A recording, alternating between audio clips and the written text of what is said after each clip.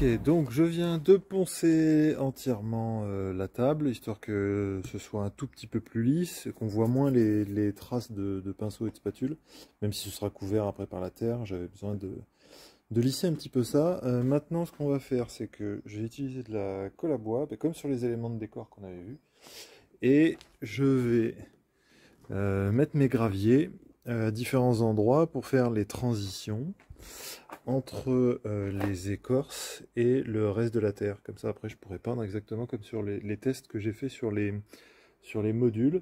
Je me souviens plus si je vous avais montré déjà cette magnifique geekerie en très très court.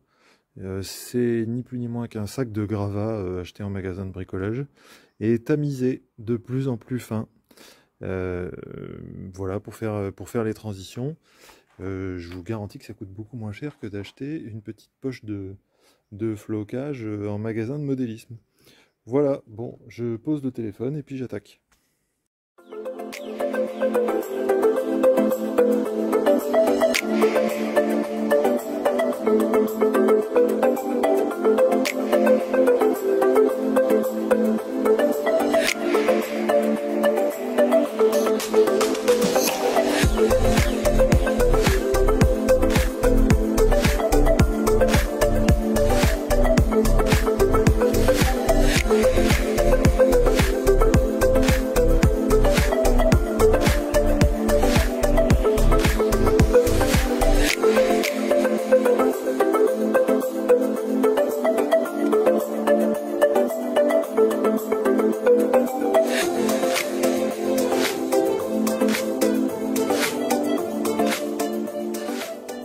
Salut tout le monde.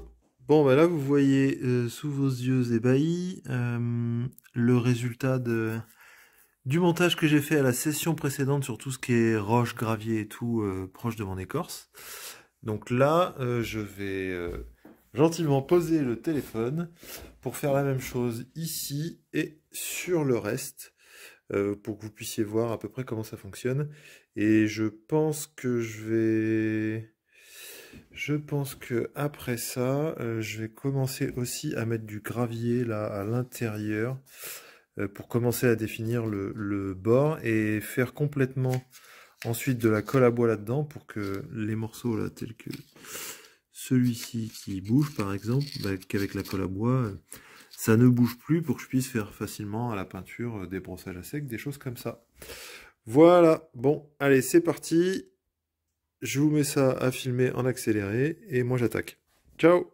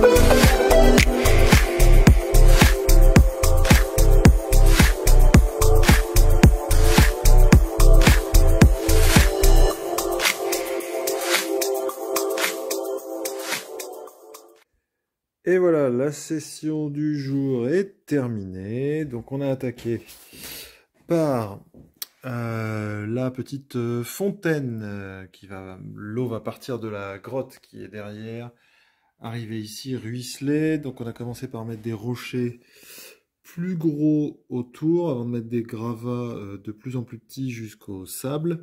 On en a profité aussi pour tapisser le bas de la petite fontaine. Et puis le ruissellement qui est ici.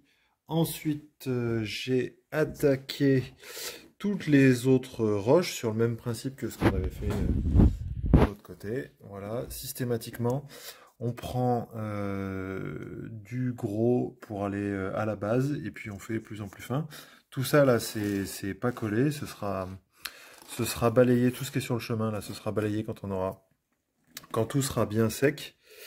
Et je pense que là, on a un début qui est pas trop mal. Là, je vois par exemple ici à la caméra, c'est un tout petit peu humide.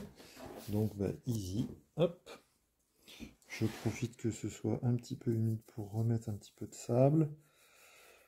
Voilà. Donc, l'intérêt de la chose là maintenant, c'est qu'on va avoir enfin l'ensemble de texturé. Enfin, tout ce qui est roche, ça va être texturé, exactement comme sur les modulables. Qui n'ont pas de côté. Ceux qui ont un côté, Valentin doit bosser dessus pour leur faire un bord propre, comme c'est le cas ici. Tous ceux qui n'ont pas de côté, normalement je vous ai déjà montré la vidéo des modules sur lesquels j'ai bossé. Ce que ça veut dire, c'est que à la prochaine session, je vais dézoomer un petit peu, hop hop hop, à la prochaine session, je pense que je vais m'attaquer à l'intérieur de la grotte, notamment quelque chose qui me chagrine un petit peu. Voilà, là, on voit les strates ici, donc je vais y aller à l'enduit de rebouchage. Et une fois que l'enduit de rebouchage sera fait, là, je veux conserver la texture qui a été faite, y compris au sol. Et donc là, je badigeonnerai de colle à bois pour garder cette texture. Peut-être que j'y mettrai un peu de sable aussi, pour garder cette texture et que ça ressorte bien au brossage. En fait, je veux garder la texture, mais que ce soit pas mou. Donc la colle à bois va durcir tout ça. Et ben, ça veut dire que donc à la prochaine session, on finalise la grotte.